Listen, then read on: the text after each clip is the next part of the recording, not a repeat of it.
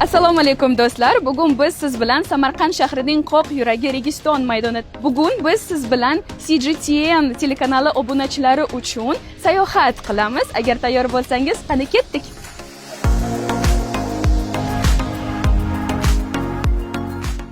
Do'stlar, qaranglar, e'tibor beringlar. Xitoydan juda ham ko'p sayyohlar hozirgi kunda O'zbekistonda, chunki Xitoy bilan O'zbekiston o'rtasidagi munosabatlar turizm sohasida juda ham rivojlanyapti va yana yangilik 1-iyundan bu ikki mamlakat o'rtasida vizasiz rejim qo'lga kiritildi.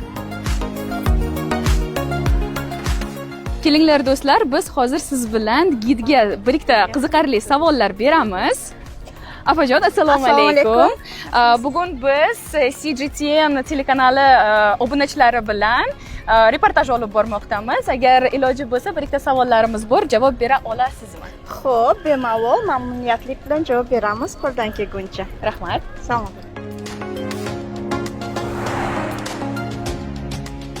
Keyingi savolimiz shundan iboratki, Samarqand va O'zbekiston xitoylik turistlarni nima bilan hayratga solishi mumkin? Avvalambor asrlar davomida saqlanib qolgan me'moriy obidalarimiz juda ham ularni jalb qiladi. Bundan tashqari yana hunarmandchiliklarimiz tomonidan yaratilgan qo'lyozmalar. Keyingi savolimiz, Xitoydan oxirgi yillarda O'zbekistonga qanchalik turistlar soni oshdi? Keyingi vaqtlarda Xitoydan O'zbekistonga tashrif buyurgan turistlar soni keskin ko'paydi. Misol uchun, yarim yil ichida minglab turistlar tashrif buyurdi. Ayni paytda aslida xitoylik turistlar uchun ko'p imkoniyatlar va qulayliklar yaratilgan, jumladan mehmonxonalarimizda, restoranlarda to'lovni payme orqali amalga oshirsa bo'ladi va aeroportlarda, turizm markazlarida ham xitoy tilida xaritalarimiz bor.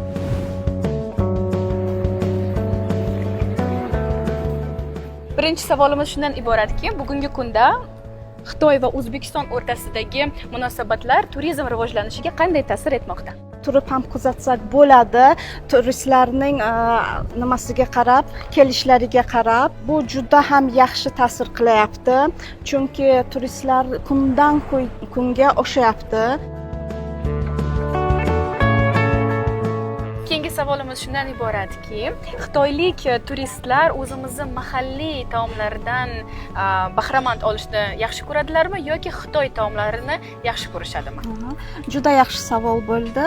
Ayni paytda O'zbekistonda juda ko'p restoranlar aynan xitoylik tadbirkorlar tomonidan ochilgan, Xitoy milliy taomlari bilan, lekin bizlarning yurtimizga tashrif buyurgan mehmonlarimiz aynan o'zbek milliy taomlarini tatib ko'rishga qiziqishadilar. Ayniqsa bizlarning milliy palovlarimiz, lagmanlarimiz, chuchvaralar, mantilarimizga juda ham talab kuchli va katta.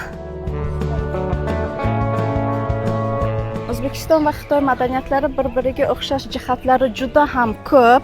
Masalan, tarixni ardoqlash, qayralarımizga hurmat, izzat, oilaviy tadbirlarni birga o'tkazish kabi urf-odatlarimiz bir-biriga o'xshash. Choy marosimlarini olib qarasak ham, lekin eng asosiysi bu ipak. Avvalda bizlarni ipak bir-birimizga bog'lagan bo'lsa, bugungi kunda turizm bir-birimizni bog'lab turgan manba.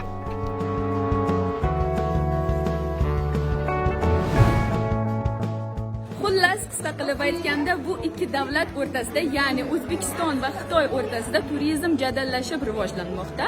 O'tgan yili 2024-yil 70 mingdan ortiq turist biz kutib oldik. Undan tashqari bu yili biz undan ham ko'proq turist kutib olish niyatdamiz. Siz bilan Mavi edi. Xayr, salomat bo'ling.